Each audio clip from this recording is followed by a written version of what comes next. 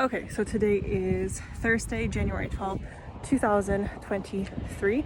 It's about 6:08 p.m. I just finished my shift at the Auckland Museum here in New Zealand.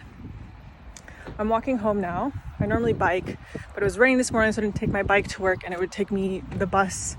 Like, it's just as much time to walk, so I might as well walk and film this. I have been 29 for like a week now. I remember this time last year I filmed a little video about like what are my thoughts as a 28-year-old. Here are my thoughts as a 29-year-old. Just to recap, when I was turning 28, I really committed. I didn't realize in hindsight, I'm like, okay, I really did commit to that. Committed to no longer upholding the illusion of the end of history.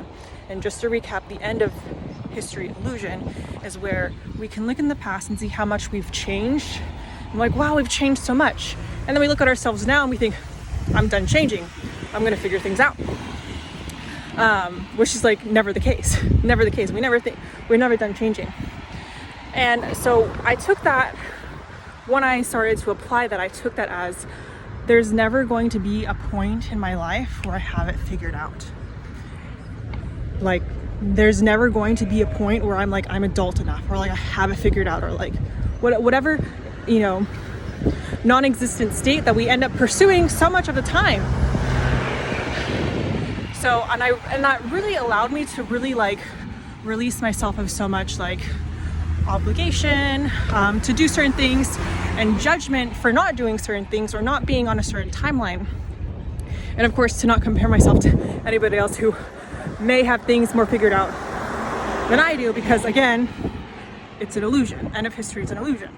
So I just completely shed that.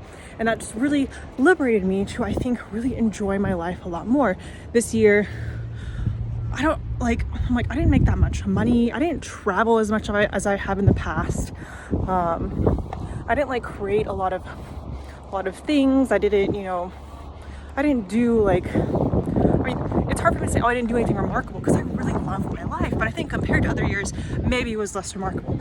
It doesn't matter to me, because I really enjoyed myself, and I really learned to sit with like the moments, like really sit with the moments and the day, and not every day is supposed to be for the future. It's not supposed to be designed around making tomorrow better. You can enjoy today because it's today. Like, there's no rush to figure it out. You're never going to figure it out anyway, so just enjoy what you got now. That was what I really, really internalized, and I just really like how that worked out for me. So I'm setting my goals for 2023, or this year. I do want to have more metrics to track, but that's not what matters. That's not what I'm talking about right now. What I would like to focus on this year is essentially a continuation of, I guess I need a course here. A continuation or a follow-up to this. I'm going to live my life as is. There's no end of history. That's an illusion, blah, blah, blah, blah, blah. And to sum this up, I guess it would be pursuing goals or anything where the means is also the ends. What I am trying to achieve, whether that's helping people live healthier lives or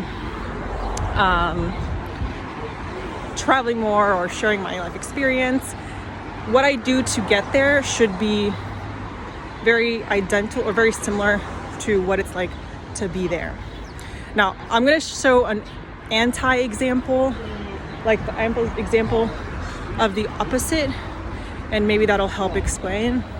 But like, when we think about like working a job that we hate, and like, what is that? What is the means of that? Like the means of, or like we work a job we hate because we want to have time and money freedom. But it's opposite, like working a job you hate, signing away your time, doing what somebody else tells you to do in order to get money.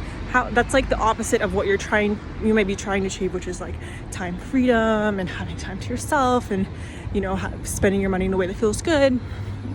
It's very anti. And I think I was really like locked into that for a while, where like I just have to like kind of suffer through something and then I'll have something really good at the end. But that's the opposite of what I'm intending for this year. Think about something like fitness or something, okay? If you have a goal to be fit or something, like you need to like, you should be doing what a fit person does. Yeah, you don't need to suffer through, we're getting to push yourself, because fitness is, you know, pushing something, but it's not about like suffering. Suffering does not create freedom. And I guess that's another way of saying what I'm trying to say. The means is also the end. Whatever I'm trying to achieve in my life, the way of achieving it should be similar to the having of the achievement. I hope that made sense. I expect it to make much more sense later, or even at the end of the year if I do another video like this. I'm like, yeah, you know, hopefully I really internalize this. The means is also the end. And along with that, like obviously I'm always trying to enjoy my life, expand my life experience.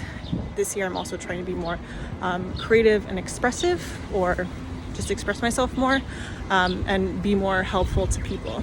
And instead of, okay, that's the end goal, how can I experience the end goal today? The means is the end. That's like my mantra. And part of that is practicing expressing myself here on video. That's what I've got for today. A little over a week after my birthday, and what I'm intending for my year of being 29, which, by the way, your 30s are the new 20s. I'm so excited to turn 30. I have no, you know, there's no end of history. So like being 29 is just a number. It really is. But I'm really excited. So yeah, thanks for watching if you came this far.